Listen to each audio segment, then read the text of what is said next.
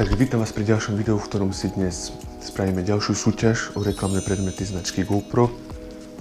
Bude sa jednať presne o nálepky, triko, nie toto, ale pekne vyžehlené a opraté. Ďalej sa bude súťažiť o pozor, o takýto banerik GoPro.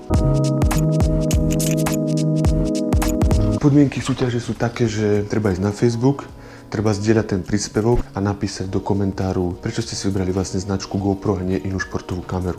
A ja potom náhodne vlastne niekoho vylosujem. Takže tak, ja to nevešam na stenu, tuto krásne, takto krásne, tuto, takto cik.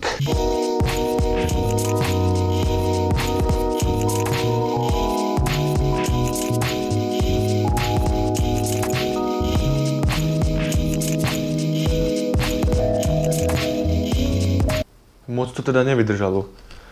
Na oboj stranu pasku to určite nedávajte. Blbosť.